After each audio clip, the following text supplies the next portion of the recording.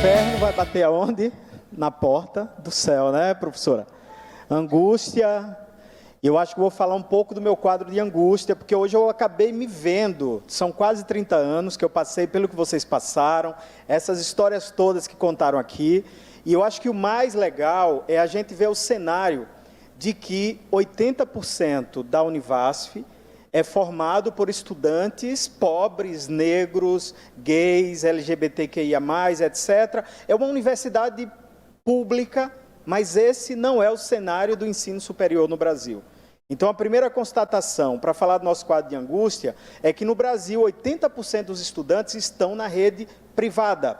E, paradoxalmente, nós temos um Estado que financia o ProUni, o FIES, para essa estrutura. Enquanto isso, nós das universidades estaduais e federais estamos apresentando essa configuração que vocês chegam, o Kleber estava colocando, tá difícil, tá sem dinheiro. De fato, era ideal que as pessoas pudessem pagar um pouco menos pelo direito básico à alimentação. Então, vocês chegaram numa universidade que a gente precisa... É um momento histórico do nosso país. A gente está vivendo transformações e é muita coisa e, de fato, professora, abra as portas do céu que o bicho está pegando, né? E eu vou começar falando desse bicho pegando e da necessidade da gente estar abrindo as portas do céu. Eu vou abrir minha fala com duas inquietações. A primeira, que é a tese central do meu último livro, que é A Felicidade Humana, ela é analógica. Isso vai parecer contraditório, paradoxal, num período em que a gente está absolutamente excitado pelas tecnologias, pelas redes sociais, por tudo isso que o mundo moderno está oferecendo. Então, depois eu vou dizer por que eu estou abrindo a minha conferência com essa tese desse livro, que é A Felicidade Analógica. Uma outra fala que eu gosto muito é de um sociobiólogo, o Edward Wilson, que ele diz o seguinte: nós criamos uma geração Star Wars que tem emoções da pré-história.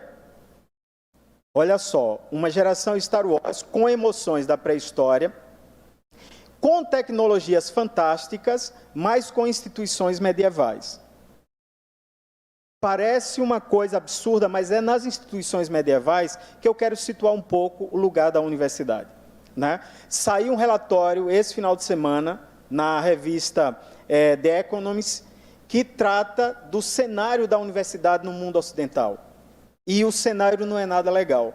A gente está vivendo uma corrosão de muitos princípios que sustentam a universidade e, sobretudo, o lugar do protagonismo na produção do conhecimento, porque, se vocês observarem, nessa história do ChatGPT, por exemplo, que foi criado por uma empresa do Vale do Silício, a OpenAI, que foi fundada pelo Elon Musk, com recurso da Microsoft, 10 bilhões de dólares, e se vocês abrirem os olhos, vão perceber que o debate não tem a ver com o protagonismo das universidades, mas de centros de playboys endinheirados que estão no Vale do Silício. Se a gente observar, não há nesse debate que, de alguma forma, desconfigura e reconfigura o mundo da universidade. Então, assim, por que nós não estamos protagonistas desse debate? Por que a transformação do mundo, mediado pela inteligência artificial, não é protagonizada pelos grandes centros de ensino do mundo? E a gente poderia dizer que os Estados Unidos poderiam estar, as universidades norte-americanas e europeias poderiam estar, digamos assim, na trincheira de frente, e não estão. Porque, se vocês observarem, nós estamos vivendo um momento em que a universidade está em crise. O Milton Santos já denunciava de que nós temos instituições absolutamente burocráticas, violentas, e, como prova, muitos documentos, inclusive um relatório do Banco Mundial, universidades do Sul não são para protagonizar a produção do conhecimento, mas de consumir o conhecimento que viria do Norte, o que já é uma lógica colonial inadmissível, mas mesmo essa lógica colonial ela está corroída. Porque nem esses centros do Norte estão protagonizando o cenário desse mundo que, de alguma forma, está sendo dragado, transformado. E esse mundo que girava, ele não está girando mais, ele está capotando, né? Esse senso que a professora traz de uma ideia de mal-estar, essa permanente presença de um quadro de angústia, não é uma coisa em vão. É produto de um mundo que, de alguma forma, Eu gosto muito da ideia do capotamento e do desbussolamento. Não sei se essa palavra existe, mas a sensação de que a gente não está legal, tem alguma coisa que não está legal. E o que a gente se pergunta é, qual é o papel da universidade neste momento em que a humanidade se encontra num momento de desbussolamento permanente. E isso tem a ver com a história dessa instituição que nasce para formar para o mercado de trabalho, para a competência, para ser melhor. E a regra isso não tem gerado o que nós mais desejamos como sujeitos, a felicidade, né? Ou seja, o porquê, diante de tantas novidades, diante de tantas coisas maravilhosas que a universidade ajudou a construir, a humanidade hoje está num quadro de adoecimento sem precedentes. São 700 mil mortes por ano por causa do suicídio. É uma em cada 100 mortes. E suicídio é tristeza. É a corrosão do sentido de existência.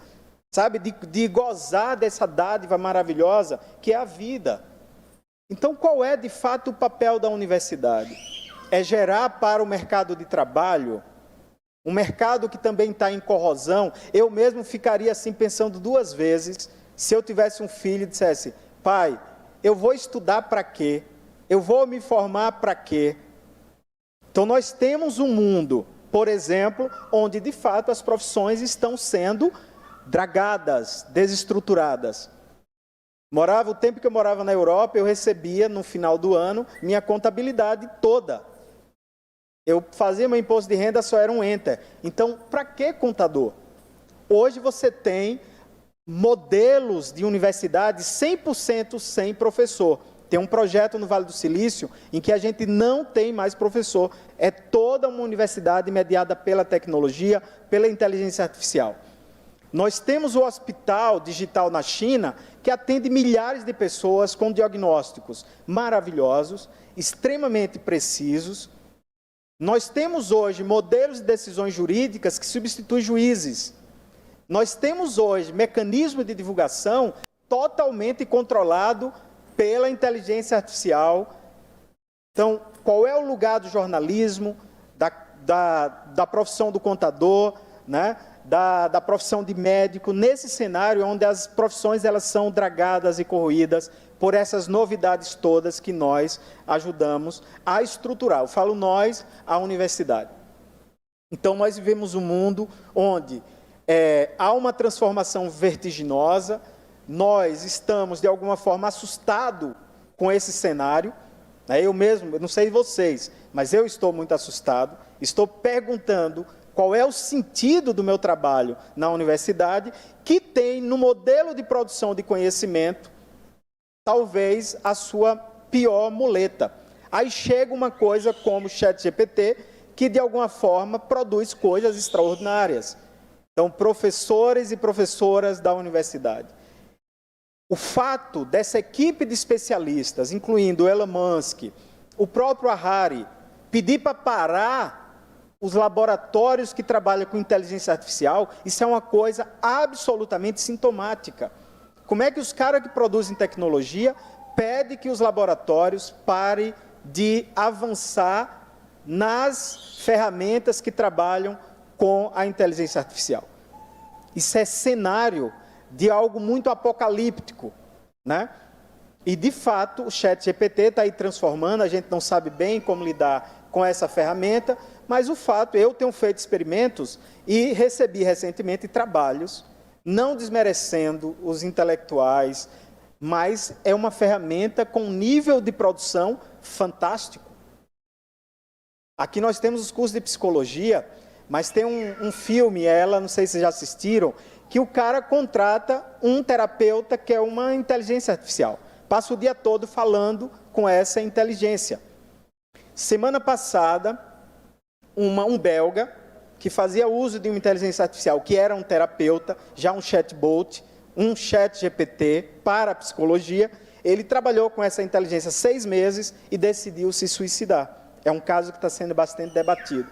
Então, esses cenários provam que o mundo não é mais o mesmo. Existe um psicanalista, George Forbes, que trabalha o conceito de, ele chama de Terra 2. Morrer já não é da mesma forma, viver não é mais da mesma forma, se relacionar não é mais da mesma forma. Eu fico imaginando, como psicanalista, por exemplo, a grande referência para a gente trabalhar a subjetividade humana é pegar o conceito de pai e de mãe. É uma ferramenta para a gente acompanhar o desenvolvimento psíquico de um ser humano. Mas o que é essa condição num tempo em que, pela edição genética, eu posso pegar uma célula, transformar em 2 células masculina e feminina e produzir um ser humano? Com uma célula de uma única pessoa. Então, uma pessoa pode ser pai e mãe. Eu posso pegar esse menino de 1 ano, com uma célula dele, gerar um filho dele. Então, o pai, quando o filho tem 1 ano, o pai pode ter 2 anos. E eu posso pegar uma célula do filho e gerar um neto. Então, o avô tem 3 anos e o neto tem 1 ano. Como discutir subjetividade numa estrutura onde o avô tem 3 anos, o pai 2 anos e o filho 1 ano? Isso é possível? É. A única possibilidade, a única limitação são os debates éticos que ainda travam, mas a gente sabe que em muitos laboratórios pela vida estão desenvolvendo pesquisas como essa. Então, se para a edição genética isso não está funcionando, imagine esse pedido do pessoal da inteligência artificial. Gente, isso não vai fazer nem cócega. Então, nós estamos num mundo extremamente marcado por transformações que a gente não está sabendo lidar. Eu fico imaginando, com esse debate futurista, esse debate dos transhumanistas, se a gente atinge o que eles querem, que é a mortalidade, e eles já dizem que isso já foi conquistado, nós já podemos viver 200, 300, 400 anos, eu fico imaginando a Previdência, que é um debate que nos angustia. A França está pegando fogo porque 60 anos já é muito pouco, porque a Previdência está entrando em colapso. Imagine quando nós vivermos 200, 300 anos. Eu fico imaginando a gente que paquera ali com 8 anos de idade, arranja namorado ou namorado, quando dá 100 anos a gente diz, bem, vamos discutir essa relação que o bicho está pegando. Dá 400 anos, eu fico imaginando que mundo é esse. O que seria Deus, a eternidade, numa humanidade que não morre mais? E tudo isso está posto no cenário e a gente está sendo dragado, vivendo atônito, distopicamente, e a gente não sabe o que fazer. E isso chegou, nos dragou e a gente está se movimentando. Então, vocês chegaram num lugar onde supostamente esses debates todos é um furacão, um universo, tudo chega aqui, né? Então, existe uma frase do Descartes, penso, logo existo, o que todo mundo... Mas a regra agora é, não penso, logo existo. Pensar é um perigo absoluto. Veja a quantidade de gente que até pensava, mas agora está dançando nas telas para caber no TikTok. Eu fico com muito respeito aos TikTokers, gente, pessoas que a gente esperava uma coisa mais potente, está dançando para caber na tela do TikTok, que é a única comunicação possível. E a pergunta que eu me faço todos os dias, que mundo é esse? Que ser humano é esse? O que é que a gente vai fazer, né? E aí a professora aqui que trouxe a ideia do céu está coberta de razão. É tempo de uma vigília da própria subjetividade. A inteligência artificial vai destruir o mundo? Não vai. Mas como diz o Jaron, que é um filósofo que trabalhou na Microsoft, a inteligência não vai nos destruir, ela vai nos enlouquecer. Esse é o perigo. E esse senso de enlouquecimento que nos atravessa, ou a gente para se cuidar, ou as consequências podem ser muito pior que isso. Então, como intelectual, como profissional de uma universidade, eu tenho tomado uma decisão, né? E aí, como nós estamos lidando com uma geração que está chegando, eu acho que conselho é uma coisa que a gente não dá, mas acho que vale a pena já começar a ficar atento. Por quê? Eu, quando tinha o consultório, eu tinha uma paciente que sofria de uma depressão muito crônica e ela era das redes sociais. Na época, ela tinha 4.000 seguidores, amigos, e sofria de uma depressão muito profunda. E eu uma vez perguntei a ela como era que uma pessoa que tinha 4.000 amigos se sentia sozinha. Porque eu acho que eu não tinha nem 3, tinha na época Marcelo e mais 2 amigos. Marcelo sempre foi meu grande amigo, a gente sempre teve uma cumplicidade. Na hora que o bicho pega, a gente não vai para o céu, mas a gente, né, se procura. E ela dizia o seguinte: tudo aquilo é mentira. Aí eu perguntei para ela: mas como é que você se submete a essa mentira? Para quê? Ela disse: porque todo mundo hoje vive essa mentira. E veja qual foi a escolha desse sujeito, né? E eu acho que, como ela, muitos de nós estamos com 1.000, 2.000, 3.000, 4.000 seguidores e esse senso de estar sozinho no mundo. Então é tempo, gente, de parar um pouquinho. Eu acho que vale a pena, é o que eu tenho feito. Essa excitação, esse contato com as tecnologias, essa virtualização vendida, é uma coisa legal, eu posso participar, mas fica a dica: a felicidade, ela é analógica. Tudo volta ao corpo. É nesse contato, é na pele, é na conexão com o mundo que a gente experimenta que está a possibilidade da gente ser feliz. Porque nessa virtualização distópica, é um delírio que a gente não alcança. Só é você chegar e ver o documentário, o Dilema das Redes, por exemplo. São grandes nomes das redes dizendo: eu não uso rede.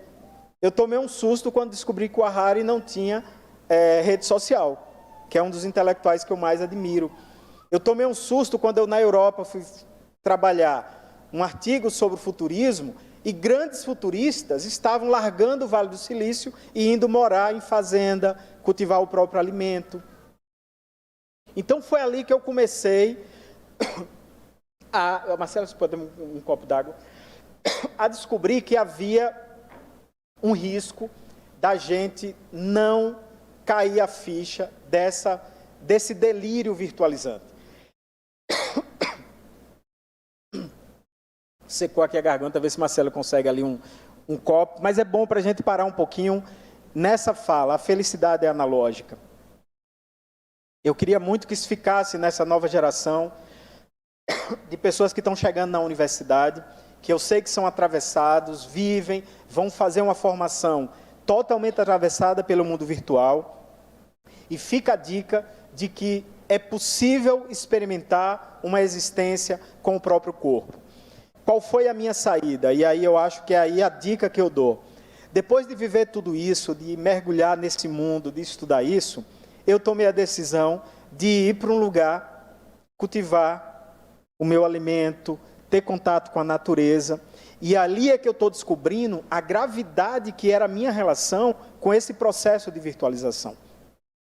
É ali que eu percebia que eu poderia me desintegrar nessa existência totalmente seduzido por uma mensagem que foi ventilada pela universidade. Então, há tempo da gente ter uma posição crítica dessa nossa relação com essas tecnologias. A gente precisa desafiar esse discurso futurista que vende uma felicidade distópica. A gente é dragado e quando a gente menos espera, não sobrou absolutamente nada, só um quadro de angústia, uma sensação permanente de que se eu não estiver ali, eu estou fora. Inclusive, isso virou uma síndrome, né? Já está nos manuais de psiquiatria, esse senso permanente de que se eu não estiver ali, eu estou fora, quando, na verdade, é esse estar fora que pode ser exatamente a condição da nossa saúde. Estar fora, né? Ir para a dimensão analógica da vida, sentir o próprio corpo, ter conexão com as pessoas que a gente ama, sentir a natureza, ter experiências fora dessa virtualização. Isso não quer dizer que a gente não vai usar isso, dá para usar tranquilamente.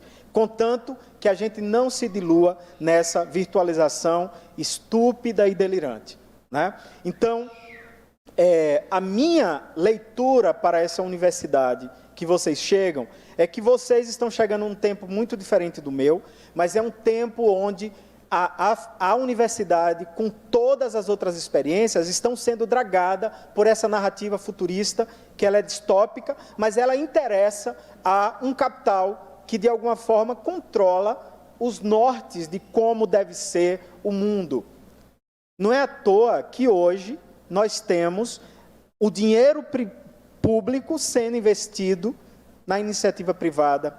Não é à toa que 10 pessoas do mundo controlam todos os debates políticos do planeta, né? Não é à toa que hoje a gente tem a noção de como poderíamos transformar tantas coisas, mas quem dá a dica são as pessoas que têm dinheiro, e geralmente isso tem a ver com essas pessoas que controlam esses centros tecnológicos, esses playboy endinheirados do Vale do Silício e tantos outros. Então, a gente, de alguma forma, parece ser marionete de um projeto de civilização que, de fato, não está nem um pouco interessado com a nossa felicidade. Então, esse aluno que chega na universidade, e aí é o convite que eu faço, estejam alerta, tenham uma posição crítica e sejam capazes de furar essa bolha distópica, delirante, de um discurso de uma virtualização que nós fomos lançados e que parece que estamos impotentes para enfrentá-lo. Nesse sentido, esse debate ele é bem pior do que o debate da bomba atômica, porque na bomba atômica a gente diz, é possível, vamos lutar contra. É pior do que as mudanças climáticas, porque a gente, apesar de toda a ameaça, a gente diz, vamos lutar contra, mas esse discurso da virtualização aparece como algo, não é possível fazer mais nada, é inevitável, não há mais o que fazer. Então, ele é o pior discurso, né? Então, nós estamos chegando numa universidade que precisa tomar posição frente a essa narrativa. E, para finalizar, eu quero convidar vocês, não sei se quem está no comando aí eu gostaria que você botasse um vídeo bem curto de uma figura que eu adoro, que é o Mojica. E os alunos que chegam agora na universidade, grave esse conselho do Mojica, escute bem o que ele está dizendo, porque aí pode estar a condição da felicidade de vocês na condição de sujeito, né? Então, escuta aí o que é que, vamos ver se ele consegue colocar ali, o que é que essa figura que eu adoro tanto tem a nos dizer sobre a felicidade no século XXI. La vida no es solo trabajar. Hay que dejarle un buen capítulo para la locura que tenga cada uno. Sos libre cuando gastas tiempo de tu vida en cosas que a ti te motivan, que te gustan. Que a uno puede ser jugar al fútbol, otro pescar, otro investigar una molécula, otro el arte, qué sé yo. Somos distintos. Pero tener una causa, tener una pasión y eso lleva tiempo. Es una filosofía de la vida. La filosofía no está de moda porque no se cobra. Pero hay demasiada infelicidad en el mundo. No solo pobreza, hay pobreza acá y en el alma. Para sentir las cosas hay que dedicarles tiempo también. Y el problema, ¿en qué gastas el tiempo de tu vida? ¿En qué gastas el milagro de haber nacido? Si no te haces la pregunta, no te preocupes. El mercado se va a encargar y te vas a pasar toda la vida pagando cuentas y comprando cosas y pa, hasta que seas un viejo destruido. Y tú no compras con plata.